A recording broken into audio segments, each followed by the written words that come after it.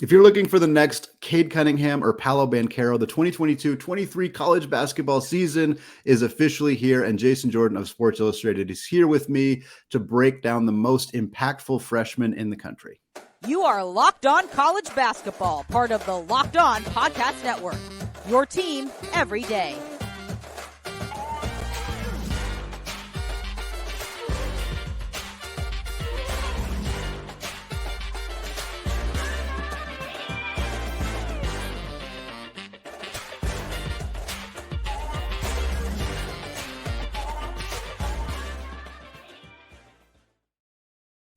What is up? Welcome to the Locked On College Basketball Podcast, a 5 times per week national college hoop show, part of the Locked On Podcast Network. I'm your host and longtime college basketball podcaster, Andy Patton.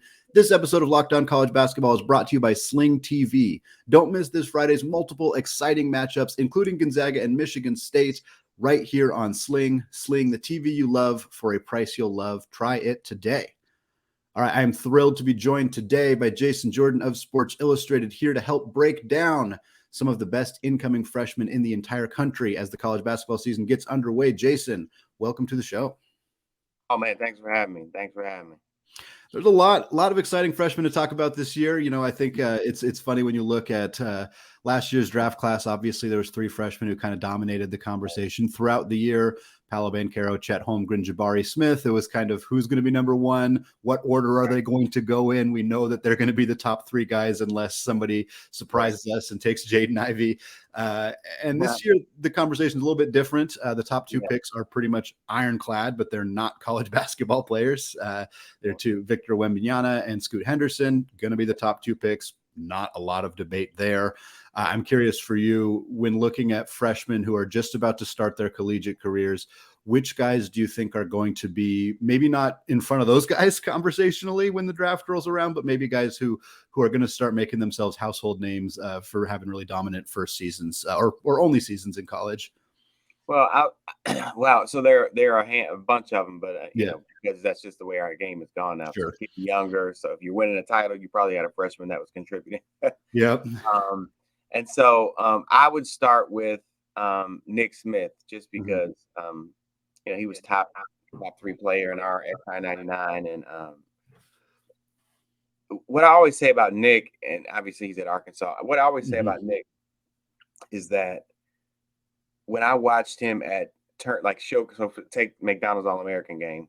So most people know that the practices is where it really gets intense, right? So I would see other elite players defer to him, you know, because that's his personality is very alpha, and you know, that's always something I look at those types of practices to see who's gonna like kind of step back, who's gonna be the beta, and who's gonna you know, keep bringing that intensity against other guys who are at their level. And he was the guy who really kind of made people back down.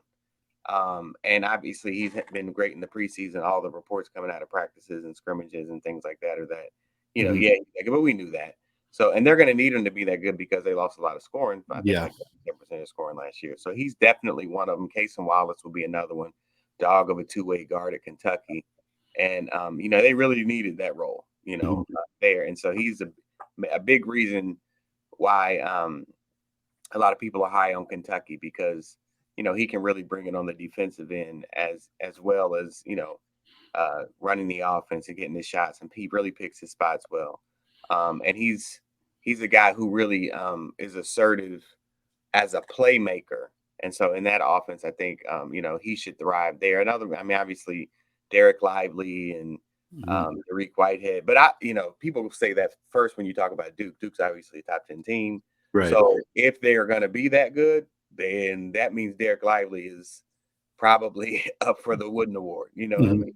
Tariq Whitehead is up for the Wooden Award.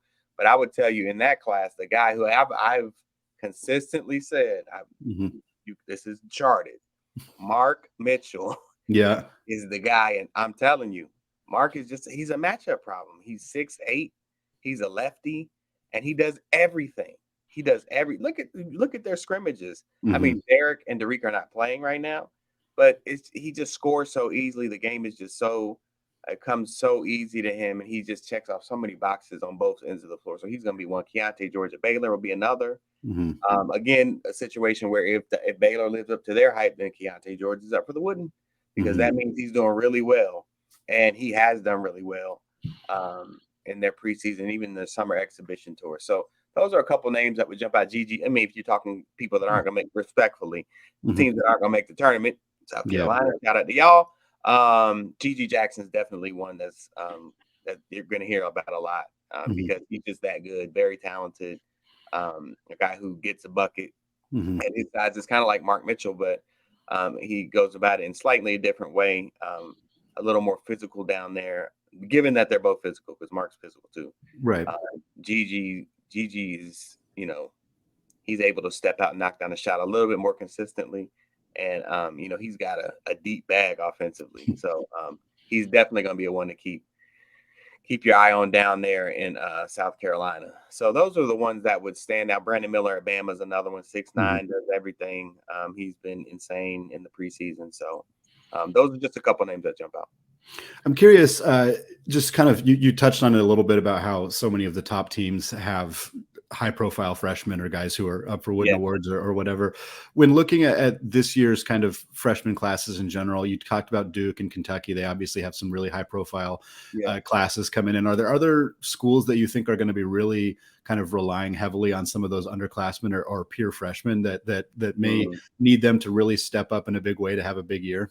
I'll tell you one that that people aren't talking about, which is wild to me. But maybe it's because they have a traveling all-star team, and that's Kansas. Yeah. So, they could certainly repeat. They got the team to do it. They had great transfers coming in. But they lost, Abaji, and they lost Braun. They lost good pieces. The freshman that most people are talking about at Kansas is Grady Dick. Great player. I like Grady. Grady had an amazing senior year. He won the McDonald's Player of the Year award, rightfully so, because he had an amazing year. But the guy that they're going to need the most, the guy who's an animal, going to need his animal instincts to get deep in March, is MJ Rice. Yeah, MJ Rice is an absolute pro. He's a dog on both ends of the floor. When he's engaged on that team that is stacked, if he's engaged, and he typically is engaged, but you gotta see how freshmen transition, right? And then it's gonna be crowded there. I want to see how that works out. But I'm telling you, when he's engaged on that traveling all-star team, he's gonna be the best player on the floor. I'm telling you, I don't understand why people aren't talking about this more. So Kansas would be one that jumps out at me for different reasons than people think, and that's one that not a lot of people are talking about. Another one, definitely UCLA, the team, because they're going to need a knot from Amari Bailey and a Dembona. So those are two, other than the ones I've named. I mean, I got to go back to Arkansas again. Anthony Black is going to be major for them. I mean, they lost 87% of their scoring. So those, Nick and Anthony are going to be, they're going to need to be one of the best backcourts in the country. And, a lot of people think they will be. So those are a couple that would jump out at me. Well, Jason, conference realignment is once again back in the news. I want to chat with you about conference pride and how much of an impact that has when coaches and players are out there doing their recruiting. But before we do that, I want to tell you all about Simply Safe. The numbers don't lie. In the last decade, over 4 million people have chosen Simply Safe home security to protect their homes. You don't earn that trust of that many people without doing something right. At Simply Safe, your safety is the only thing that matters. They protect you with cutting-edge security technology powered by 24/7 professional monitoring agents who always have your back. With 24/7 professional monitoring, Simply Safe's agents call you the moment a threat is detected and dispatch police or first responders in an emergency, even if you're not home and can't be reached. Simply Safe blankets your home in protection with advanced sensors for every room, window, and door. HD security cameras for inside and outside your home, and smarter ways to detect motion that only alert you when a threat is real. They even have hazard sensors that instantly detect fires, floods, and other threats to your home. Customize the perfect system for your home in just a few minutes at simplysafe.com/lockedoncollege. Save 20% on your Simply Safe security system when you sign up for an interactive monitoring plan and get your first month free. Visit simplysafe.com/lockedoncollege to learn more. There's no safe like Simply Safe. All right, Jason, conference realignment once again cropped up in a major, major way. There was a report that Gonzaga's athletic department was having conversations with the Big 12 commissioner. Haven't heard anything super serious outside of that. It sounds like Gonzaga is potentially positioning themselves for a bidding war of sorts with the Pac-12, the Big 12, potentially the Big East in that conversation as well. I'm curious. This is obviously a monumental thing. If Gonzaga were to join the Big 12 is already a ridiculously elite basketball conference. They're adding Houston shortly. You talk about adding Gonzaga into that mix. You're adding basically almost every team that's even gone to the championship game in the last couple of years would be in the Big 12. From a recruiting perspective, or even just from a more national perspective, like how big of a shift would this be for college basketball? Oh, for college basketball, it would be huge. Yeah. The rich get richer. Yep. From a recruiting standpoint, and I don't say that to be off-putting. It's just that is what it is. Yeah. Especially the Big 12. I mean, if that happens, and to your point, I've heard the same thing. They're positioning themselves, which is a smart move, obviously. Yeah. From a recruiting standpoint, I don't know that it means a lot to teenagers. Yeah. You say, you want to come to the Big 12? Right. We got champs over here. I promise you, most of the top 50 kids can't tell you who won the national title the year before last. You thought I was going to say 5 years ago. I'm going to say the year before last. We know that Kansas won last year. Who won before them? And they're going to be like, I mean, I know I saw it on Instagram, but I'm trying to think, do they have a blue jersey or a yellow, or I think it was yellow. And then they're going to Google who has yellow jersey. They don't know. They don't know. It's just too much, right? Yep. So, it's not going to matter to, especially the elite of the elite. So let's say the top 25 McDonald's range, McDonald's All-American range, SI 99 All-American range kids. Not gonna matter so much to them. Will the coaches use it in their presentations? Sure. They're old, right? So old guys try and puff their chest out and say, I'll give you a great example. I say that, but I'm gonna push back on yes and no. So I got to say this because this happened. I can't say who. Sure. This is an elite kid, right? I'm with an elite, talking to an elite kid. I'm trying to watch my words. Talking to an elite kid, and he's his coach, and coach says this particular school, should I say this? Yes, I'm going to say it because it's for you, Andy. All right. So he goes, well, this particular school had just they're going to make a move in the next year or two. Okay. And so he goes, the coach says, so they probably wouldn't even really be having a conversation with us if they hadn't made the move. Right. So to that point, I got to say, it's going to impact recruiting because now they're at the table for this elite kid. Yeah. So yes and no. Now I don't think will that be like, okay, now you're finally there. I want to say that I played in the ACC or the Big 12 or the Pac-12 as whatever, right? No, that's no. No kid says that, and I'm confidently going to say that. No kid's like, but. I know you won the conference in the ACC, but we won in the Big 12, so we get more props. They're going to be like, we'll see you in March then. I don't agree with that. You know what I'm saying? Well, what about RPI? We don't care about that. We'll drag y'all.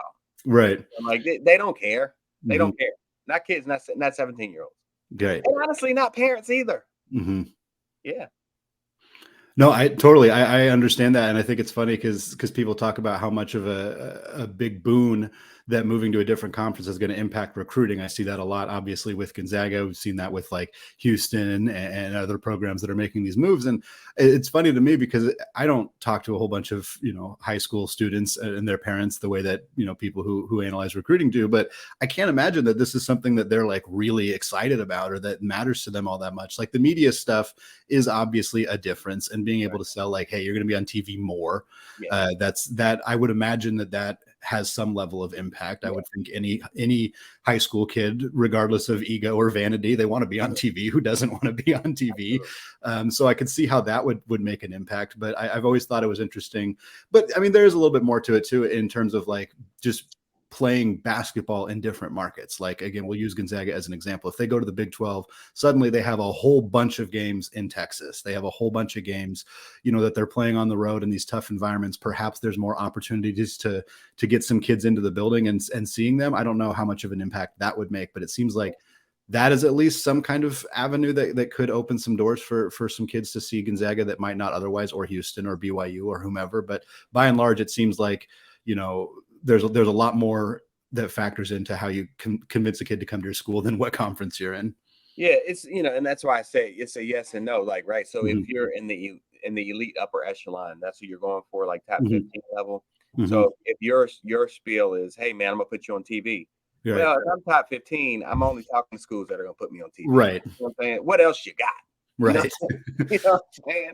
So really, because it's a whole new world. Now, I will say, like a school like Gonzaga, they go to the Big 12. Now, coaches can't hate on them and say, man, they don't play nobody. You know what I'm saying? Who you going to play over there? You're going to be knitting sweaters over there on the bench. Yeah. That's why they win all the time. They ain't playing no competition. I promise you, they're telling people that. Yes. Oh, yeah. So, so that it helps in that regard. But really moving the needle, nah. Yeah. Like that. Totally. All right, Jason. Well, I want to talk to you about a little bit more about the future of recruiting. Certainly, NIL, transfer portal, those things have made a significant impact on how many coaches are approaching recruiting, and just kind of how some of those players, maybe junior college players, international players, are feeling the strain a little bit because of how this has been so different. So I want to talk about that with you in the final segment of the show. Before we do that, though, I want to tell the listeners about Built Bar. If you haven't tried the Built Bar Puffs yet, you are depriving yourself of one of life's greatest joys. And guess what? There's a new flavor. Ready? Delicious, indulgent cookie dough covered in chocolate. That's right. Built has done it again. Let me introduce you to your new favorite. Cookie dough chunk puffs have a light and chewy texture, real cookie dough chunks, and of course, they're covered in 100% real chocolate. All of the joys of eating cookie dough without the hassle of making it. Plus, it's healthy for you. Cookie dough chunk puffs are only 160 calories, and they have a whopping 15 grams of protein in them. Run to Built.com to snag a box for you and your family. It will be the perfect treat. Or you can find a really good hiding place and just hoard them for yourself. What's great about Built is that all of their bars are made with collagen protein, which your body absorbs more efficiently and provides tons of health benefits. Eat something that tastes good and is good for you. Whether you need a snack for your workout, a late night treat, or just need to grab a quick bite, Built is the perfect protein bar, and they taste better than a candy bar. Ditch the calories, fat, and sugar. Grab yourself a Built Bar. Go to Built.com, use promo code LOCKED15, and you will get 15% off your order. That's promo code LOCKED15 for 15% off at Built.com. All right, segment 3. Still Andy Patton, still here, joined with Jason Jordan of Sports Illustrated. Final segment here, Jason. I want to talk just generally about recruiting. We've talked about this a handful of times on Locked On Zags, and I know that it's one of those things that is changing kind of by the day, by the minute. It seems NIL is only about a year old. The transfer portal is continuing to be kind of tweaked in terms of how the NCAA wants to implement it, how much oversight they really want to have on what's happening in that regard. But I'm curious, again, just kind of broadly, what you have seen in terms of how coaches are approaching high school recruiting now that they have a little bit more on their plate with the NIL and the transfer portal. Yeah, I mean, in so many ways. Like, so now I think, because like you said, last year we're learning on the fly. So it's about a year in, but really like 6 months into the readiness of it. I think there will be more. Is people that understand travel ball in the spring and summer will understand this. I think there will be more places to sit at Peach Jam in the future. Right. I say that because why am I here? because we're putting these checks out. Like, what? Mhm. I don't have to come here for 10 days Right. to sit courtside. Look, it's about the money. Look, let's get to the point. You Mhm. want money. Mhm. We got money. Right. So I'm not coming to Peach Jam for 10 days. That's not happening. Right. It's not going to be all that. Coaches aren't going to flood gyms. Eventually, if this keeps going the way it's going, Mhm. it eventually will probably be 50% of the. If you've ever been to a Nike EYBL event, and I'll even say Adidas 3SSB because they are also great and we love Adidas. Mhm. Under Armour Association, shout out to them too. If you've been to one of these three, you know that coaches flood. In the live periods, they're flooded. You can't park Oh, yeah. anywhere. Blah blah blah. I'm gonna get better parking in the future if this keeps going on because coaches not coming. They're not Yeah. coming. Yeah. Why? Why would Mhm. I come? Look, Mhm. I think his name. What is this guy's name? Adam Weitzman. Mhm. Do you know this story? Adam Weitzman is a billionaire philanthropist who is connected to Syracuse. Mhm. And he said he's got $1 million for one 5-star basketball recruit Okay. and $1 million for one 5-star football recruit Mhm. going forward every year. Yep. What? He said that. Like, just Google it. Yeah. Just Google it. I'm not going to look. If I'm Jim Boeheim, and he probably ain't going nowhere anyway. If I'm Jim Boeheim, I'm not going nowhere. Yeah. Because Adam got my back. Yep. Now, of course, Jim Boeheim didn't tell him to say that. He knows nothing about what Adam is. What Adam? What are you doing? This is going to cause a red flag. I can't believe this. Yep. Because these rules that the NCAA said they're going to come get us, but really they're not rules because they're not enforcing anything. It's really more of a suggestion. Right. So since they're suggesting, we're gonna go ahead and get these checks. So yeah, it's not that, and that's gonna be the big thing. It's gonna be all about the money. They're gonna have to do something. Mm-hmm. I love that players are getting paid. I think Mm-hmm. I think they should have been paid for years. Sure. I'm on that bandwagon, and so I laugh at coaches that are like, "This has got to stop." It's like, dude, you gotta relax. You gotta relax. Yeah. That's not your line. That's let somebody else say that. Mm-hmm. But I don't disagree that we got to do something. Yeah. We got to do something to because I had a coach, Mike Boynton, tell me we're like GMs now. Yeah. So I do think there will have to be something that God, come on, this guy is like unabashed about putting it out there that I got a milli for one player in each sport to make us better. And it ain't really much recruiting I got to do if I'm getting $1 million.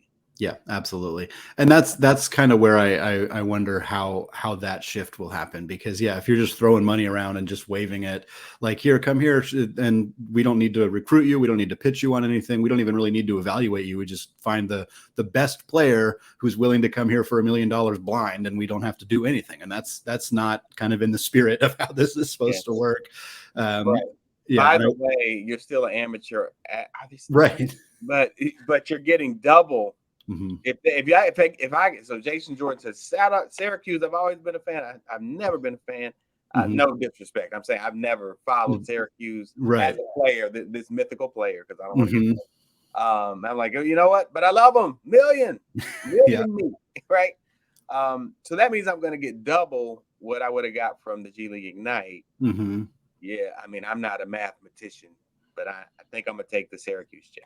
Or absolutely. When I wonder too how much that's going to impact like teams' abilities to kind of put together rosters, like because roster building is a tremendous challenge, and finding the ability to have a team that has a good nucleus of vets and younger guys and high end talent and role players and all of that stuff, and certainly some programs have prioritized certain things over other things. Some programs are totally fine with 3 or 4 or 5 freshmen, and some programs have never ever done that.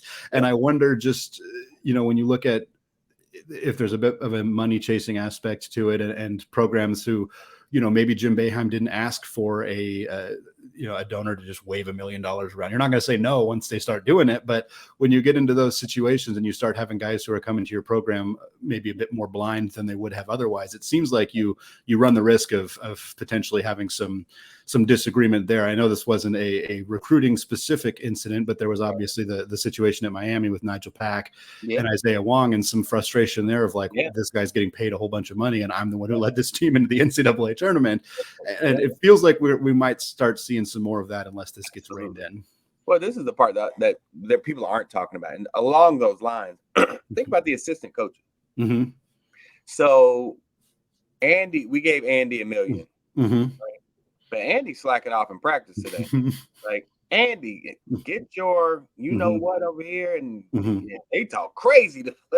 I'm telling you, this is the part they don't tell you. These nice coaches that smile at press conferences have really bad potty mouths. Yeah. And they don't care. It's almost like they try and break even the most elite kids, to see how strong they really are. Trust me, I've heard crazy stuff come out. I'm sure.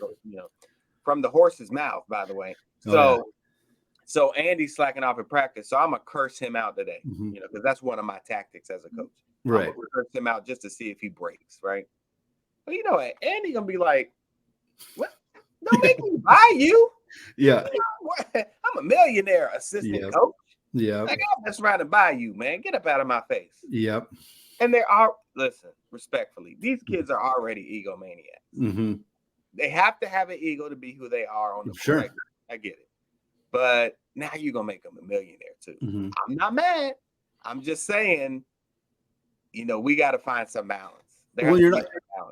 You're not only making them a millionaire, you're making them effectively a free agent at the end of every year too. And I feel like that has to have an impact. Obviously, if we're talking about like top 15, top 20 freshmen, they're probably going pro after a year anyway. But for the ones who aren't, if a coach gives me $1 million, but also curses me out, and then I have the ability to look for other programs, like, yeah, you might not get that $1 million somewhere else, and maybe that'll keep you tied to where you are. But if you can go, before you didn't have the ability to do that. Now it's like, well, I don't really like the way this coach is treating me. I don't like that I'm playing behind this guy. I don't like so-and-so. Like, we've seen 1,400 players in the transfer portal. Like, look, I'm all for the transfer portal too. I want to be clear. Like, I think that players having the autonomy to make those choices is great, but it's creating a situation that is obviously really challenging for a lot of these coaches to navigate.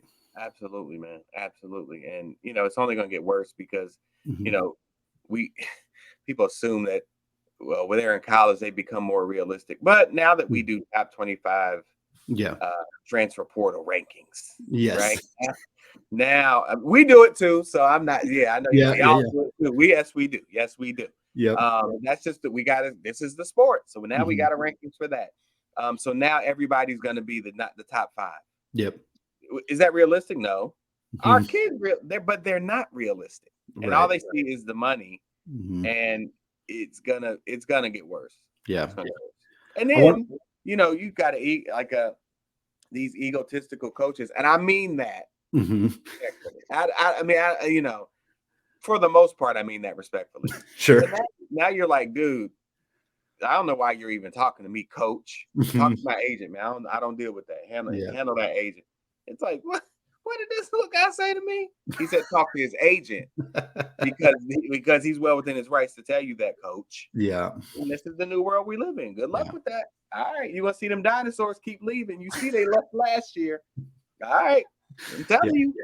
Yeah, absolutely. Jason, thank you so much for taking the time to jump on the show, talk recruiting today. I'm really looking forward to multiple conversations like this, more insights. We're obviously going to start seeing some commitments here coming up soon, and I'm excited to get a chance to break some of those down and talk to you about the future of college basketball.